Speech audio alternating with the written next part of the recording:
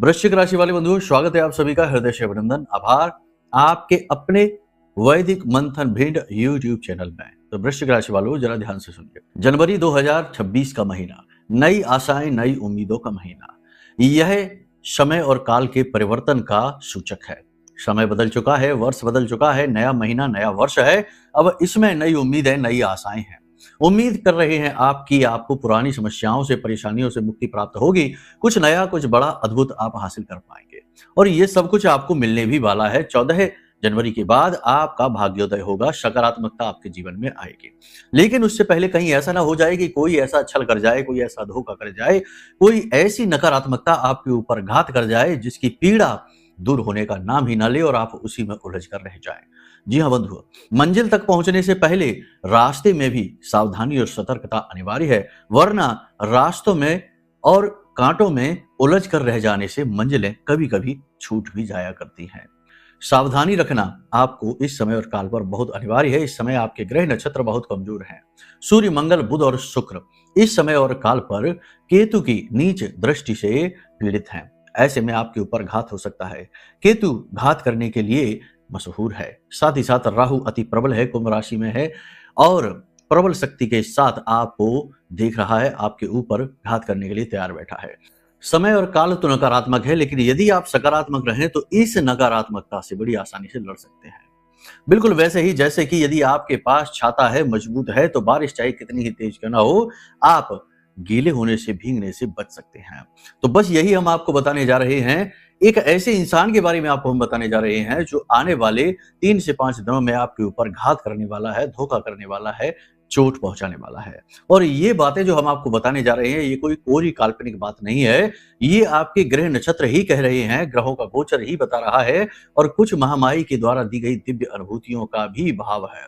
तो ऐसे में आपको सावधान रहने की आवश्यकता है। कुछ चीजें तो हम आपको हाल हाल में बता दें कि पैसे अपने संभाल कर रखिए। कोई बड़ा निवेश का फैसला इस समय और काल पर आप ना लें। वाहन आदि इस समय और काल पर संभल कर चलाएं और अपनी भविष्य की योजनाएं, अपनी गुप्त योजनाएं किसी के सामने उजागर ना करें, चाहे वह आपका कितना ही खास क्यों ना हो। ये चीजें आपके लिए बड़ी पीड़ादायक होने वाली हैं। सबसे बड़ी बात कि भावनात्मक तौर पर किसी के ऊपर भी आंख बंद करके भरोसा ना करें। किसी से भी प्रभावित होकर कोई भी कार्य करने की कोशिश ना करें, वरना चोट खाएंगे। लोग आपका दुरुपयोग कर लेंगे। पहले भी ऐसा हो चुका है, फिर से हो जाएगा। आपकी भावनाओं का कोई मोल नहीं रह जाएगा। आपके द्वारा की गई मेहनत, आपके प्रयासों से दूसरे तो कामयाब हो जाएंगे, लेकिन आप जहां के तहां खड़े रह जाएंगे। क्रेडिट चोरी की स्थिति आपके साथ बनेगी, यानी कि आपने की मेहनत और दूसरे हो गए कामयाब और आपके साथ कुछ भी नहीं हुआ, उल्टा आपको बुराई ही मिल गई। तो ये चीजें हैं जो आपको अभी इस समय और काल पर विशेष तौर पर देखनी है। साथ ही अपने शरीर का, अपनी सेहत का भी विशेष ख्याल रखना है, क्योंकि शरीर स्वस्थ तो सब कुछ स्वस्थ। पहला सुख है निर्मल काया। कहने का मतलब यह है कि कार्यक्रम बेहद महत्वपूर्ण है। हम आपको इस एक इंसान के विषय में बताएंगे जो अगले 3 से 5 दिनों में आपके साथ धोखा कर सकता है, घात कर सकता है। इसी के साथ साथ आपको अपना ऑरा क्लीनिंग कैसे करना है। हर एक व्यक्ति के पास उसका अपना एक विशेष ऑरा होता है, ऊर्जा क्षेत्र होता है। यह ऊर्जा क्षेत्र उसे प्रोटेक्ट करने का कार्य करता है। यानी कह सकते हैं कि आपके ऊर्जा शरीर की इम्यूनिटी अगर अच्छी है तो आप दूसरों की नजर, टोना टोटका से, किए गए तंत्र मंत्र से आसानी से बच सकते हैं। एक चीज याद रखना बंधुओं कि तंत्र मंत्र तो लोग करते ही हैं, नजर, टोना टोटका तो लोग करते ही हैं, लेकिन सबके ऊपर इसका प्रभाव पड़ जाए ऐसा कोई जरूरी नहीं। जिनका ऑरा कमजोर होता है उनके ऊपर इसका सीधा प्रभाव तुरंत पड़ जाता है और जिनका ऑरा स्ट्रांग है, यानी कि जिनका ऊर्जा क्षेत्र पूरी तरीके से स्वच्छ है, साफ है, पीले रंग का है, उनके ऊपर इसका कोई प्रभाव नहीं पड़ता। तभी आपने देखा होगा कि कुछ लोग ऐसे हैं जिनको बड़ी जल्दी जल्दी नजर लग जाती है, बड़ी जल्दी जल्दी उनके काम बिगड़ते चले जाते हैं। आपके साथ भी ऐसा कई बार हुआ है कि आपने अपना काम के बारे में किसी को बताया नहीं कि आपका काम बिगड़ गया। ये इसीलिए होता है कि आपका ऑरा, आपका ऊर्जा क्षेत्र थोड़ा सा डिस्टर्ब रहता है। इसे कैसे स्ट्रांग करेंगे और जो विधियां हम आपको बताने जा रहे हैं, इन विधियों को जब आप प्रयोग में लाएंगे तो आपको तुरंत इसके परिणाम दिखाई देने शुरू हो जाएंगे। वैदिक पद्धतियों के आधार पर ये विधियां हमने निर्मित की हैं, हम आपको बताएंगे। इन्हें क्रमवार तरीके से सीख लेना। इस पूरे वर्ष ही नहीं, पूरे जीवन आपका ऑरा स्ट्रांग रहेगा। फिर छोटी छोटी बातों का आपके ऊपर प्रभाव होना बंद हो जाएगा। आपका फोकस लेवल बढ़ जाएगा और आपकी बातों का प्रभाव बढ़ जाएगा। लोग आपसे प्रभावित हुए बिना रह नहीं पाएंगे। तो ये एक विशेष विधि है, 3-4 चरणों में होती है। इसके बारे में हम आपको बताएंगे। इसी के साथ साथ इस समय और काल पर किए जाने वाले दो बहुत ही शक्तिशाली उपाय जो आपको धन लक्ष्मी के अनुकूल बनाएंगे, आपके जीवन को, आपके आसपास के वातावरण को, यानी कि आपको एक चुंबक की तरह कर देंगे और धन लक्ष्मी आपकी ओर खींची चली आएगी। इसी के साथ साथ आपके जीवन में जो इस समय पर परेशानियां हैं, नेगेटिविटी हैं, उन्हें दूर करने का कार्य करेंगे। कार्यक्रम बेहद महत्वपूर्ण है, इसे देखना बहुत आवश्यक है, क्योंकि इस कार्यक्रम में इन सब के साथ साथ एक विशेष रोड मैप अगले 3 से 5 दिनों की सटीक 5 भविष्यवाणियों के साथ दिया जा रहा है। ये कार्यक्रम हमने बहुत ही मेहनत से बनाया है, आपके जीवन के सकारात्मक पहलुओं को विकसित करने के लिए और नेगेटिविटीज को दूर करने के लिए बहुत ही महत्वपूर्ण है, संजीवनी बूटी के समान है। इसे अंत तक जरूर देखना, तो हमारी मेहनत सफल होगी और आपका जीवन भी सफल होगा। तो चलिए बंधु, आज के इस कार्यक्रम को शुरू करते हैं। महामाई को याद करते हुए महामाई के दर्शन करिए। स्क्रीन पर महामाई का दृश्य आपको दिखाई दे रहा है, उनका विग्रह है। दर्शन करिए और पूरे भाव के साथ कमेंट बॉक्स में लिख डालिए, जय मां भद्रकाली कृपा करो। साथ ही साथ ये भी लिख देना कि मैं भी माई के परिवार का हिस्सा हूं। महामाई के परिवार का हिस्सा बनना छोटी मोटी बात नहीं है, सौभाग्य की बात है, और यह सौभाग्य आपको खुद चलकर आपके घर आकर मिला है। इसे जाने मत देना। कुछ लोग इसमें भी कंजूसी कर जाते हैं, कोई बात नहीं। चलिए एक विशेष सूचना आपको दिए देते हैं कि 19 जनवरी से गुप्त नवरात्रि का महापर्व प्रारंभ हो रहा है, शक्ति का जागरण हो रहा है। और ये जो नवरात्रि है, ये कोई छोटी मोटी नवरात्रि नहीं है, इन्हें शैव नवरात्रि कहा जाता है। और ये जो नवरात्रि है, ये साधनाओं के लिए होती है, तंत्र मंत्र के लिए होती है, शक्ति जागरण के लिए होती है, यानी कि अत्यंत शक्तिशाली होती है। तो इस महानवरात्रि में हम विशेष अनुष्ठान करने जा रहे हैं। हम तो खुद करेंगे ही, हमारा तो ये कर्म है, हमारा धर्म है, लेकिन आपको भी हम मौका अवसर देते हैं कि यदि आप चाहें तो इस महानुष्ठान में भाग लेकर अपना कल्याण खुद कर सकते हैं। महामाई का आवाहन अपने आंगन में करवा सकते हैं। ठीक है, साक्षात तो नहीं, कम से कम उनके ऊर्जा स्वरूप के तो प्राकट्य आप करा ही सकते हैं। जब आप इस अनुष्ठान में भाग लेंगे तो इसकी कुछ विशेष विधियां, कुछ विशेष नियम हम आपको बताएंगे जो आपको पूरे 9 दिनों तक पालन करने होंगे। और आप देखेंगे कि कैसे आपका जीवन कष्टों से मुक्त होता चला जा रहा है। एक एक करके सारी की सारी ग्रंथियां खुलती चली जाएंगी। इतनी शक्ति है इस महानुष्ठान में। तो अगर आपको इसमें भाग लेना है तो नंबर वीडियो में दिए गए हैं, इन नंबरों पर फोन कर लेना। सारी जानकारी आपको विस्तार से समझा दी जाएगी। नियम विधि विधान भी हैं, वे भी आपको बताए जाएंगे। याद रखना कि भाव मन में होना अत्यंत आवश्यक है। केवल फॉर्मेलिटी के लिए भाग ले लेने से काम नहीं चलेगा, माई के प्रति भाव भी रखना होगा। सिखा हम देंगे कि कैसे करना है, क्या करना है, लेकिन करना आपको ही पड़ेगा। तो चलिए बंधुओं, अब अपने मूल विषय को शुरू करते हैं। बात करते हैं 5 बड़ी सटीक भविष्यवाणियों की, फिर बताएंगे उस व्यक्ति के बारे में जो आपको धोखा देने जा रहा है। तैयार रहना उसके लिए। जय माई की। बंधुओं, ज्योतिष और तंत्र विद्या के क्षेत्र में आचार्य अमित एक जाना माना नाम है। पूज्य गुरुदेव के साधनाओं और ज्योतिष विद्या के अनुभव बेहद दिव्य है। जी हाँ, पूज्य गुरुदेव ने जिसकी भी कुंडली का विश्लेषण किया और कुंडली के अनुसार उसे सटीक उपाय व महामाई माँ बगलामुखी की विशेष कृपा दी, उसके जीवन में सकारात्मक बदलाव तो आए ही है। फिर चाहे समस्या कितनी ही कठिन क्यों ना हो, समाधान तो अवश्य हुआ है। अब ऐसे में यदि आप भी अपने जीवन की किसी बड़ी समस्या से जूझ रहे हैं, जैसे कि कर्जा बढ़ता ही जा रहा है, काम धंधा और व्यापार सब रुक चुका है, रिश्ते नातों में तनाव हद से ज्यादा बढ़ गया है, पूरा जीवन ही नकारात्मकताओं से भर गया है, तो ऐसे में यही सही समय है जब आप श्रेष्ठ गुरु से मार्गदर्शन प्राप्त करें और जीवन के अंधकार को समाप्त कर दिव्य प्रकाश की ओर कदम बढ़ाएं। वीडियो में दिए गए नंबरों पर तुरंत संपर्क करिए और अपनी कुंडली का विश्लेषण व समाधान पूज्य गुरुदेव के द्वारा करवा लीजिए। देर ना करें, आपके देवी देवताओं के आशीर्वाद से ये मौका खुद चलकर आपके पास आया है, इसे गंवाना नहीं है। अभी फोन करें और गुरुदेव से मार्गदर्शन प्राप्त करें। महामाई आपका कल्याण करें। धन्यवाद। चलिए बात करते हैं। सबसे पहले आपको बता दें कि आप निकट भविष्य में कोई बड़ी योजना अपने जीवन में अमल में लाने वाले हैं। कुछ बड़ा कारोबार, कोई बड़ी योजना, कोई बड़ा काम आप करने जा रहे हैं, जिसके लिए आपके मन में थोड़ा बहुत डर का भाव है। हालांकि आपको अपनी ऊर्जा, अपने आत्मविश्वास, अपनी शक्ति पर पूरा भरोसा है। आप सफलता तो हासिल कर ही लेंगे, लेकिन कहीं ना कहीं थोड़ी बहुत नेगेटिविटी, थोड़ा बहुत नकारात्मकता है। मन में डर का भाव है कि होगा काम कि नहीं होगा, नहीं हुआ तो क्या हुआ, थोड़ा बहुत डर भय इसके लिए है। हालांकि आपका कॉन्फिडेंस, आपका आत्मविश्वास बढ़ा हुआ है, यानी शारीरिक ऊर्जा और मानसिक ऊर्जा आपकी बढ़ी हुई है। फिर भी बीच बीच में थोड़ी बहुत नेगेटिविटी आती रहेगी, नकारात्मकता आती रहेगी और आपको स्ट्रेस, तनाव देकर रखेगी। कार्यस्थल पर कोई बड़ा बदलाव करने से बचें। नौकरी बदलना चाहते हैं तो ये समय सही नहीं है, अनुकूल नहीं है, नौकरी बदलने के बारे में ना सोचें। नौकरी में भी कोई बड़ा बदलाव करना चाहते हैं तो ना करें, जैसे ड्यूटी वगैरह बदलना चाहते हैं, ऑफिस बदलना चाहते हैं, कुछ भी ऐसा काम जो कि बड़ा बदलाव है वो ना करें, ज़्यादा बेहतर रहेगा।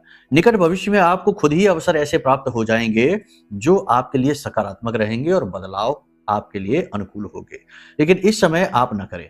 जरूरत से ज्यादा प्रयास किसी भी चीज के लिए ना करें। अगर कोई इंसान आपसे रूठा हुआ है तो उसे मनाने के लिए जरूरत से ज्यादा प्रयास ना करें। यदि आप लॉस में हैं तो लॉस को दूर करने के लिए जरूरत से ज्यादा दिमाग पर प्रेशर ना डालें, जरूरत से ज्यादा जोर ना लगाएं। कर्जा किसी से लेने की कोशिश ना करें। यदि लोन वगैरह बैंक से मिलता है तो ले लें, कोई समस्या नहीं है, वो एक अलग विधि है। लेकिन कर्जा अपने जीवन को आसान बनाने के लिए, जरूरतों की पूर्ति के लिए किसी से लेने की कोशिश ना करें। जरूरत से ज्यादा जोर लगाना आपके लिए तनावपूर्ण रहेगा। परिस्थिति तो नहीं बदलेगी, आपका जीवन में तनाव, स्ट्रेस जरूर बढ़ जाएगा। जिन चीजों के बारे में आप कुछ कर नहीं सकते हैं, जो बातें आपके हाथ की नहीं है, उन बातों के बारे में सोच सोच कर अपने आप को दुख देना, अपने आप को कष्ट देना ठीक नहीं है। इस स्थिति को चिंता में रहना कहते हैं और ये चिंता अच्छी बात नहीं होती है। हमारे ऋषि मुनियों ने, हमारे पुरखे पूर्वजों ने, सभी ने हमको यही सिखाया है कि देखो, चिंता करने से कुछ हो नहीं जाता है। चीजें तो तभी बदलेंगी जब उनका समय आएगा, यानी कि ईश्वर जब चाहेंगे। इसीलिए चिंता करने से केवल आप अपने आप को ही नुकसान पहुंचा रहे हैं और अपने आसपास के लोगों को भी नुकसान पहुंचा रहे हैं। जो आपसे बहुत प्रेम करते हैं वो भी आपको चिंतित देखकर दुखी और परेशान होते हैं। याद रखना कि चिंता और चिता में केवल एक ही बिंदु का तो अंतर है। चिंता चिता समानास्ति, बिंदु मात्र विशेषता। तो इस बिंदु को अपने जीवन में न लेकर आइए और चिंता से दूर रहिए। ठीक है, विचार करिए कि आपको क्या करना है, कैसे करना है, विचारशील बनिए, लेकिन चिंतित ना होइए। ठीक है, आप अपनी बौद्धिक क्षमता का पूरा प्रयोग कर पाएंगे। किसी प्रकार की बौद्धिक चर्चा में आप शामिल होंगे, धार्मिक चर्चा में शामिल होंगे, जहां आपके तर्क, आपकी भाषा शैली से लोग प्रभावित होंगे। सामाजिक वर्चस्व आपका बढ़ेगा। आप धार्मिक और सामाजिक कार्यों में बढ़ चढ़कर भाग लेंगे। इससे समाज में आपकी मान प्रतिष्ठा बढ़ेगी। हो सकता है कि घर में आपकी स्थिति ठीक इसके ऑपोजिट हो। किसी बात को लेकर घर में तनावपूर्ण स्थिति रह सकती है। हो सकता है कि प्रॉपर्टी का बंटवारा हो सकता है कि फैमिली बिजनेस का बंटवारा हो सकता है कि किसी प्रकार की कोई बेईमानी, कोई पुरानी बात, कोई चर्चा ऐसी चल रही हो, या निकट भविष्य में आने वाला कोई बड़ा खर्चा हो जिसको लेकर परिवार में थोड़ा बहुत स्ट्रेस का वातावरण रहेगा। भाइयों के साथ तालमेल थोड़ा सा बिगड़ा दिखाई देगा और घर के बड़े बुजुर्ग भी आपका साथ नहीं देंगे, वो भी आपके लिए विरोधी बातें करते दिखाई देंगे, चाहे भले ही आप अपने स्थान पर ठीक हों, सही हों। किसी प्रकार के विशेष धार्मिक अनुष्ठान में या धार्मिक यात्रा पर जाते हुए आप दिखाई दे रहे हैं। धर्म में जाना, धार्मिक यात्रा पर जाने का उद्देश्य केवल मौज मजा नहीं है। सचमुच में अध्यात्म की ओर आपकी रुचि जाग रही है, सचमुच में ईश्वर से आप जुड़ना चाहते हैं, इसलिए आप धार्मिकता के भाव को प्रमुखता इस समय काल पर देंगे। किसी भी नया कार्य, नए व्यापार को शुरू करने के लिए समय बिल्कुल भी सही नहीं है। पैसे का निवेश भी सोच समझकर करना है। कोई बड़ा पैसे का इन्वेस्टमेंट, निवेश भी समय काल पर ना करें, ये समय सही नहीं है। किसी प्रकार की अवांछित यात्रा, यानी कि बिना मन के की गई यात्रा हो सकती है निकट भविष्य में, अगले 3 से 5 दिनों में, जो आपके लिए कष्टकारी रहेगी। इस समय और काल पर आपके ऊपर काम बहुत रहेगा, कुछ मानसिक और कुछ शारीरिक। तो दोनों ही तरीके का काम आपको थकाएगा, यानी कि आपके ऊपर स्ट्रेस, तनाव बढ़ेगा। आप थके हुए महसूस करेंगे, थकान आपको महसूस होगी, जिसका प्रभाव आपकी वाणी, आपकी भाषा शैली पर भी दिखाई देगा और आप थोड़े चिड़चिड़े हो जाएंगे, क्रोध में भर जाएंगे और आपके वातावरण को आप खुद ही खराब करने लगेंगे। जीवन साथी के प्रति थोड़ा बहुत तनाव की स्थिति रह सकती है, हालांकि तालमेल ठीक ठाक रहेगा। जीवन साथी की सेहत की थोड़ी बहुत चिंता आपको रह सकती है।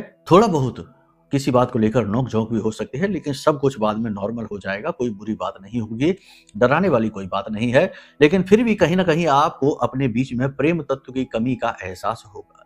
प्रेमियों की बात करें तो एक दूसरे के साथ तालमेल बिठाने की कोशिश करें, क्योंकि आप दोनों के बीच में तनाव 100% होगा ही। किसी तीसरे व्यक्ति की बात यदि मानेंगे तो आपका रिश्ता अवश्य ही खराब हो जाएगा। नए प्रेम संबंध बन सकते हैं, लेकिन वे प्रेम संबंध वासनापूर्ण होंगे, जरूरतों की पूर्ति के लिए होंगे, सच्चे नहीं होंगे, क्योंकि शुक्र केतु से ग्रसित है। ठीक है, तो यहाँ पर आपको इस चीज का ध्यान देना होगा। जो विद्यार्थी हैं, बड़े विद्यार्थी हैं, करियर पर ध्यान दे रहे हैं, वो प्रेम संबंधों के चक्कर में पड़कर अपने करियर से ध्यान खो देंगे और अपना नुकसान करवा बैठेंगे। जो लोग ऑफिस में हैं, कार्यालय में हैं, जगह जगह काम कर रहे हैं, उन लोगों को भी इन चक्करों से दूर रहना है, वरना उनकी छवि खराब हो सकती है। किसी व्यक्ति को जरूरत से ज्यादा हमदर्दी देने की कोशिश ना करें, जरूरत से ज्यादा किसी की मदद करने की कोशिश ना करें। इस चक्कर में आप अपना नुकसान कराएंगे, अपना समय और अपना पैसा आप बर्बाद करेंगे। किसी के भी जीवन को आप बदल नहीं सकते हैं। किसी की छोटी-मोटी सहायता करके आप उसे सुख ज़रूर पहुँचा सकते हैं, लेकिन उसके जीवन को आप बदल नहीं सकते, क्योंकि वह जो भी कुछ भोग रहा है, वह उसकी कार्मिक यात्रा का ही एक पहलू है। कहने का मतलब ये है कि वह अपने प्रारब्ध में जो लिखवा कर लाया है, वह उसे भोगेगा ही। यदि कुछ वर्षों तक का निर्धनता, कि कुछ वर्षों तक का तनाव, कुछ वर्षों तक का कर्जा वह लिखवा कर लाया है, तो वह उसे भोगेगा ही। चाहे आप कुछ भी कर लीजिए, कर्जा उसका दूर नहीं हो सकता है। ये उसकी कर्म में लिखा हुआ है, उसके भाग्य में लिखा हुआ है। तो अब इस चक्कर में आप पढ़कर अपना भाग्य ज़रूर खराब कर लेंगे, अपना कर्म ज़रूर खराब कर लेंगे। ईश्वर के विधान को आप खराब करने की कोशिश करेंगे। देखो, ये बात सुनने में अच्छी नहीं लग रही होगी, लेकिन यही सत्य है। आप चाहे लाख कोशिश कर लीजिए, किसी का कर्जा है, पूरा कर्जा चुका दीजिए, आप बर्बाद, कंगाल हो जाएँगे, लेकिन वह पुनः किसी न किसी बात को लेकर कर्जे में आ जाएगा और आप तो बर्बाद हो ही जाएँगे। दूसरा, आपके ऊपर यह भी एक आरोप लगेगा, आपने खुद पर भी ये कर्म का बंधन बाँध लिया कि ईश्वर के विधान में आपने हस्तक्षेप कर दिया। इसीलिए कहा जाता है कि किसी की कार्मिक यात्रा को छेड़ना नहीं चाहिए। मदद करिए, लेकिन ज़रूरत से ज़्यादा नहीं। ठीक है? निकट भविष्य में आप कोई वाहन, भूमि आदि खरीद सकते हैं। इसकी प्रबल संभावनाएं बन रही हैं, जो कि बहुत अच्छी बात है। संतान की तरफ से आप थोड़ा टेंशन फ्री हो जाएंगे। संतान कोई ऐसा कार्य करेगी जिससे आपको गर्व महसूस होगा। हालांकि थोड़ी बहुत उनके भविष्य को लेकर चिंता भी आपको रहेगी, लेकिन कहीं ना कहीं आप आश्वस्त हैं अपनी परवरिश पर, अपनी समझाइश पर, कि संतान आपकी शुभ रास्ते पर ही है, अच्छे रास्ते पर ही है। व्यापार में कड़ी प्रतिस्पर्धा रहेगी, जो कि आपको सोचने पर मजबूर करेगी और आपको टेंशन देगी, तनाव देगी। सेल्स वगैरह, बिक्री वगैरह आपकी ठीक-ठाक रहेगी, कोई टेंशन वाली बात नहीं है, लेकिन फिर भी मन के अनुकूल नहीं रहेगी जैसा आप सोच रहे हैं। याद रखना कि इस समय और काल पर आपके शत्रु बनेंगे, गुप्त शत्रु बनेंगे और आपके खिलाफ लोगों के कान भरेंगे, आपके खिलाफ अनाप-शनाप बातें फैलाएँगे, उल्टी-सीधी बातें फैलाएँगे, और ये बातें जब आप तक पहुँचेंगी तो आप इनको सोचकर थोड़े-से परेशान हो जाएँगे, विचलित हो जाएँगे। हालाँकि आप ये जानते हैं कि जिन लोगों का ये स्वभाव है, वो तो ये करेंगे ही, चाहे आप कैसा भी कुछ भी उनके साथ कर लीजिए, वो सुधरने वाले नहीं हैं। और आप उनके जैसा व्यवहार उनके साथ कर नहीं सकते, आप उनके स्तर तक नीचे जा नहीं सकते, क्योंकि आप का जो अंदर से सॉफ्टवेयर है, जो आपके विचार है, आपकी जो आत्मा है, वो उस स्तर तक कभी गिर नहीं सकती है। तो ये चीज़ें थोड़ी-सी स्ट्रेस ज़रूर क्रिएट करेंगी आपकी लाइफ में, लेकिन आप बड़ी आसानी से चीज़ों को सँभाल लेंगे। अब जो लोग विदेश में नौकरी कर रहे हैं, उनके लिए एक मौका मिलने वाला है। निकट भविष्य में अगले 3 से 5 दिनों में इन्हें एक अच्छा मौका मिलेगा, जिससे कि करियर में इनका स्थान मजबूत हो जाएगा, वातावरण कार्यस्थल पर इनके अनुकूल हो जाएगा और उच्च अधिकारियों में भी इनकी तारीफ होगी। यानी उनकी नज़र में भी ये जीत हासिल करेंगे, मान-सम्मान हासिल करेंगे। इस मौके को गँवाना नहीं है। कोई कड़ी मेहनत, कोई कड़ा प्रयास आपको मिलेगा। इसी के साथ-साथ जो लोग विदेश से एक्सपोर्ट-इम्पोर्ट का व्यापार कर रहे हैं, उन्हें पेपर वर्क से जूझना पड़ेगा। अड़चनें बहुत ज़्यादा आएँगी। छोटी-छोटी अड़चनें बार-बार परेशान करेंगी। इसी के साथ-साथ जो लोग विदेश जाना चाहते हैं, उन्हें इंतज़ार करना पड़ेगा, अभी नहीं जा पाएँगे। जो लोग विवाह के लिए बैठे हैं, यानी कि जिनका विवाह होना है, उनका विवाह तय हो जाएगा। ये बात निश्चित है, अगले 3 से 5 दिनों में शुभ खबर मिल सकती है। इसी के साथ-साथ जो लोग नौकरी की तलाश में बैठे हैं, यानी बेरोजगार हैं, उन्हें रोजगार प्राप्त होने की संभावना बहुत ही कम है, बहुत ही ना के बराबर है, नगण्य है। फिर भी कोशिश करते रहना चाहिए, हाथों पर हाथ रखे ना बैठे रहिए, क्योंकि प्रयास कब फलित हो जाए क्या पता। आपके अपने ग्रह भी हैं, आपकी जन्म पत्री भी है। जन्म पत्री में ग्रहों की स्थिति क्या है, ये बात भी मैटर करती है। याद रखना कि जो भी बातें यहाँ पर हम आपको बता रहे हैं, वो आपके ग्रह गोचरों के आधार पर बता रहे हैं। गोचर की स्थिति अलग होती है और जन्म पत्री में आपके जो ग्रह बैठे हैं, उनकी स्थिति एकदम अलग होती है। हो सकता है कि कुछ बातें जो हम आपको बता रहे हैं, वो आपके जीवन काल से बिल्कुल मैच ही ना करें और कुछ पूरी तरह से मैच कर जाएं, क्योंकि वो गोचर के अनुसार जो आपकी जन्म पत्री में ग्रह बैठे हैं, वो तो मैच करेंगे और जो नहीं बैठे हैं, वो मैच नहीं करेंगे। जैसे मानकर चलते हैं आपकी जन्म पत्री में, जन्म कुंडली में कोई पाप ग्रह योग बना बैठा है, जैसे कि शनि और केतु का पितृदोष जैसा ही बना है। पितृदोष तो नहीं है, लेकिन इसे शापित दोष कहते हैं। ये बना है, तो अब इसके रहते ये बहुत बड़ा बाधा दोष है। तो इसके बने रहने की वजह से कोई भी शुभ घटना आपके जीवन में आएगी नहीं। आएगी भी तो आप उसका लाभ ले पाएं, आनंद ले पाएं, उससे पहले ही वह आपसे छिन जाएगी। किसी और के कर्मों की सजा आपको भोगनी पड़ेगी। आप भले ही अच्छे बने रहिए, तब भी आपके ऊपर आंचल लगते रहेंगे, आरोप लगते रहेंगे। इसी प्रकार यदि केतु और गुरु का योग बना हुआ है, तो इसमें भी स्थिति कुछ ऐसी ही होती है। आपका ज्ञान आपके काम नहीं आएगा, आपके ज्ञान के सहारे दूसरे तरक्की कर जाएंगे, आगे बढ़ जाएंगे, लेकिन आप अपने ज्ञान का कभी भी उपयोग अपनी तरक्की के लिए नहीं कर पाएंगे। अपने आप में आप बुद्धू ही साबित होंगे, दूसरों के लिए चाहे आप सलाह दें, कुछ भी करें, लेकिन उनकी उन्नति खूब होगी। यानी दूसरों के लिए आप लकी हैं, लेकिन अपने लिए आप अनलकी रहेंगे। तो ये कुछ ऐसे ग्रह योग, ऐसे बहुत सारे ग्रह योग होते हैं, बहुत सारे बाधा कारक योग होते हैं, जिनको जानना बेहद आवश्यक है। अब यदि आप सचमुच में अपने जीवन में परिवर्तन चाहते हैं, सचमुच में आप चाहते हैं कि हाँ, आपकी उन्नति हो, आप कुछ बड़ा करें, आपके प्रयास फलित हों, तो सबसे पहला काम आपको ये करना है कि अपनी कुंडली का आकलन जरूर कराना है। कुंडली का आकलन कराने से पता चलेगा कि ग्रह स्थितियां क्या हैं, सूर्य की क्या स्थिति है, गुरु की क्या स्थिति है, मंगल की क्या स्थिति है। गुरु कुंडली का आधार है, मंगल कुंडली की ऊर्जा है, सूर्य कुंडली का अभिमान है, बुध कुंडली की बुद्धि है। ऐसे ही हर ग्रह का अपना एक महत्व होता है। अब इनकी स्थितियां बताएंगी कि आपके जीवन में क्या आएगा, क्या नहीं आएगा। और याद रखना कि चाहे कोई भी इंसान हो, कुंडली से यानी ग्रह नक्षत्रों से ऊपर नहीं जा सकता, जब तक कि उसके ऊपर साक्षात दैवीय कृपा ना हो जाए। कहने का मतलब यह है कि यह सही और समय और काल है जब आप अपनी कुंडली का आकलन कराइए और अपने बारे में सच्ची रिपोर्ट जानिए, सच्चा ज्ञान हासिल करिए कि आप क्या लेकर आए हैं इस संसार में, और इस संसार में आपके आने का उद्देश्य क्या है, आपके इष्ट देव कौन है। बहुत सारी बातें होती हैं जो बताई जाती हैं। यदि करवाना चाहते हैं कुंडली आकलन तो कोई बात नहीं है, हम आपकी सेवा में तैयार हैं। महामाई ने हमें यहाँ इसीलिए बिठाया है। नंबर वीडियो में दिया गया है, इस पर फोन करिए, सारी जानकारी आपको प्राप्त होगी। कुछ लोग यहाँ पर ये भी कहते हैं कि हमारे पास तो डेट ऑफ बर्थ नहीं है, हमारी कुंडली ही नहीं है, हम क्या करें। तो इसके भी कई मार्ग हैं। आपका कोई रक्त संबंधी है, उसके आधार पर कुंडली बनती है। आपका चेहरा देखकर और आपके प्रश्न पूछकर प्रश्न कुंडली बनती है। फेस रीडिंग होती है। बहुत सारे तरीके हैं। प्रॉब्लम का सॉल्यूशन होगा, ये बात निश्चित है। बस फोन एक बार जरूर करिए। अब यदि मन में शंका आ जाती है, भेद आ जाता है, डाउट आ जाता है, तो बिल्कुल कॉल मत करना। कुछ भी काम नहीं करेगा जो हम आपको बता देंगे।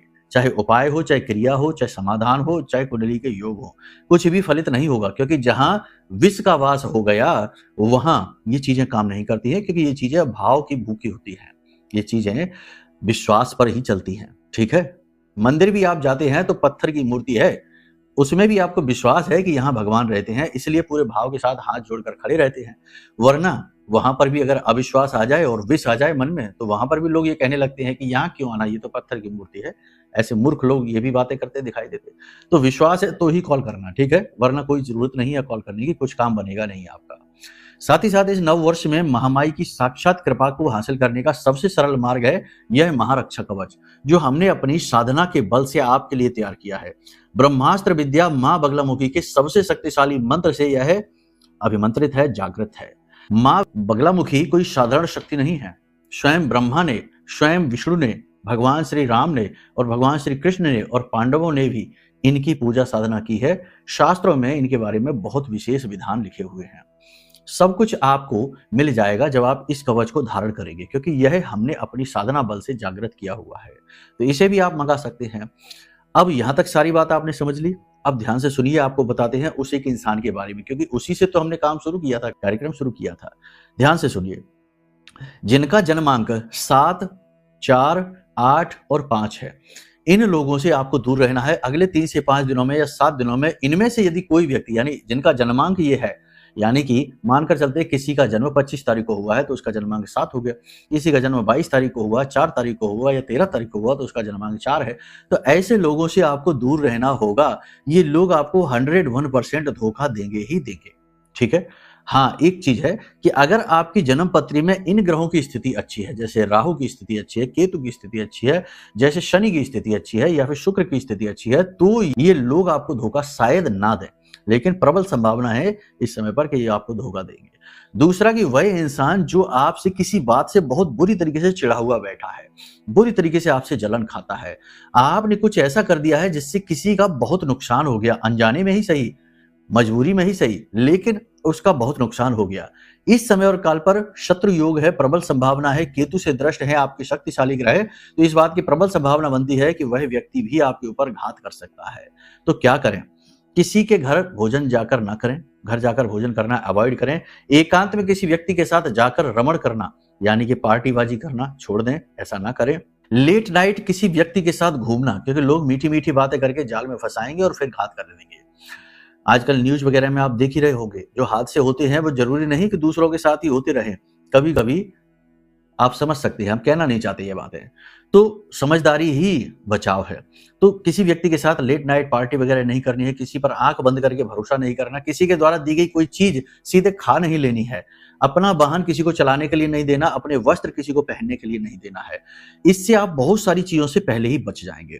लेकिन इन सब के साथ साथ आपको ये 3 विधियां करनी है। पहली विधि ये कि जब आप रोज सोकर जागे सुबह, तो उस समय याद रखिए कि आप पूर्ण चेतन नहीं हो पाए हैं, अचेतन और चेतन के बीच की अवस्था में हैं।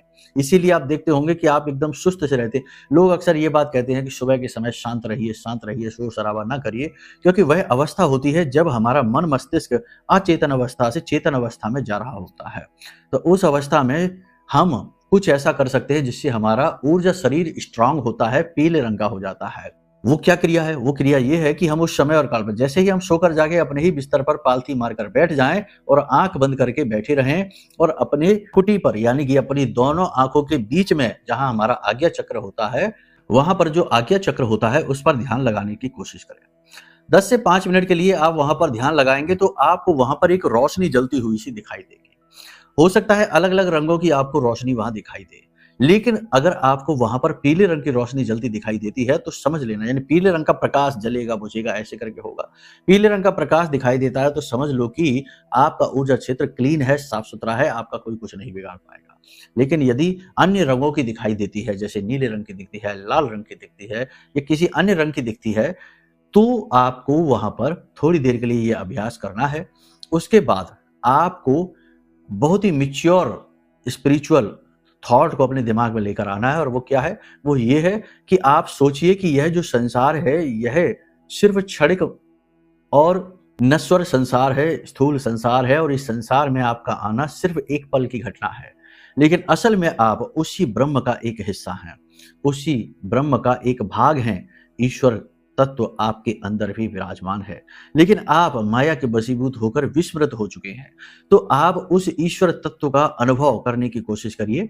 अपने शरीर से हटकर सोचिए, आपके मन मस्तिष्क को फोकस करिए उस विषय पर कि आप अपना शरीर नहीं हैं, आप ये दुनिया का हिस्सा नहीं हैं, आप इस संसार का हिस्सा नहीं हैं, आप इस समस्या का हिस्सा नहीं हैं, आप इस परिवार का हिस्सा नहीं हैं। जो कुछ भी इन सब का हिस्सा है वह यह पंच तत्वों से बना हुआ शरीर है। लेकिन जो जीव आपके अंदर बैठा हुआ है वह उस परम तत्व का हिस्सा है, यानी कि ईश्वर से, ब्रह्मांड से अपने कनेक्शन को और स्ट्रांग बनाने की कोशिश करिए। ये बहुत शक्तिशाली क्रिया है, इसमें समय लगता है, एकदम से ये नहीं हो पाएगा। इसी के साथ साथ जब आप ये कर लें तो फिर जमीन पर यानी कि पैर रखने से पहले जमीन पर अपनी मध्यमा उंगली को स्पर्श कराइए और स्पर्श कराने के बाद अपने आज्ञा चक्र पर इसे थोड़ा सा देर के लिए लगा कर रखिए। इससे आपका आज्ञा चक्र एक्टिवेट होगा और आपका ऊर्जा क्षेत्र क्लीन होना शुरू हो जाएगा। अब अपनी क्रिया शुरू करिए, यानी कि अपनी हथेलियों को देखिए और कराग्रे वसते लक्ष्मी कर मध्य सरस्वती कर मूले च गोविंदा प्रभाते कर दर्शनम, इस मंत्र का जाप करिए और हाथों को मल के अपने चेहरे पर लगाइए। इतनी अवस्था तक आप बिल्कुल शांत रहेंगे, कोई भजन नहीं सुनेंगे, कोई नाम जप नहीं करेंगे, कोई मंत्र नहीं बोलेंगे, कुछ भी नहीं। इन क्रियाओं को आप करना प्रारंभ करिए। इसी के साथ साथ स्नान आदि करने के बाद महामाई माँ बगलामुखी का कवच पाठ, आरती चालीसा कवच पाठ करना प्रारंभ करिए। हल्दी की माला अपने गले में डाल लीजिए, आपका कोई बाल भी बांका नहीं कर पाएगा। अब ये कवच पाठ आपको कहां से मिलेगा? नंबर वीडियो में दिया गया है, आप इन नंबरों पर फोन करिए, हम आपको यहां से पूरा PDF भेज देंगे जिसमें आरती चालीसा कवच पाठ रहेगा। आप उससे आराम से पाठ कर पाएंगे। पूजा पाठ की विधि का भी वीडियो आपको भेज देंगे आपके WhatsApp नंबर पर, ठीक है? और ये बिल्कुल मुफ्त रहेगा, ठीक है? अब यहां तक सारी चीजें आपने समझ ली है। जितनी सहायता हम आपकी कर सकते हैं उतनी हम करने की कोशिश करते हैं, लेकिन कुछ चीजों का मूल्य भी रहता है।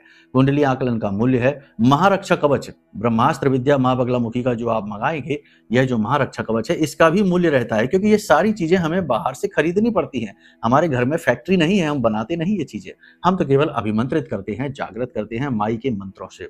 तो इन सब चीजों का मूल्य रहता है, ठीक है? कहने का मतलब ये है कि सेवा जितनी हमसे बनती है उतनी करते हैं, और कुछ चीजें जो मूल्य रहता है उनमें भी हम बहुत संकोच करने की कोशिश करते हैं। बाकी सारी बातें आपको जो जाननी है उसके लिए वीडियो में नंबर है, उन पे आप फोन करिए, आपकी सारी शंकाओं का समाधान किया जाएगा, ठीक है? टेंशन की कोई बात नहीं है। तो अब यदि मन में कोई प्रश्न उठे, जैसे कुंडली आकलन कराना है, महाअनुष्ठान में भाग लेना है, ब्रह्मास्त्र विद्या माँ बगलामुखी का महारक्षा कवच मंगाना है, कुछ भी जानना है तो नंबर वीडियो में दिया गया है, इन नंबरों पर फोन कर लेना, आपको सब कुछ हम बताएंगे। ठीक है, तो चलिए बंधुओं, कार्यक्रम को यही विराम देते हैं। प्रेम से बोलिए जय माई की, जय माँ बगलामुखी। हमारे प्रिय और परम पूज्य आचार्य जी ने अपनी साधनाओं के अनुभवों पर आधारित शक्तिशाली उपाय और क्रियाओं के माध्यम से हजारों लोगों के जीवन को पूरी तरह से बदला है। आचार्य जी के द्वारा बताया गया हर एक उपाय इतना सटीक और कारगर होता है कि जो भी इसे पूरे भाव के साथ कर लेता है उसे साक्षात महामाई की कृपा और आशीर्वाद प्राप्त हो जाती है। इसलिए निसंकोच इन उपायों को पूरे भाव के साथ करिए, आपका कल्याण होगा। जय माई की।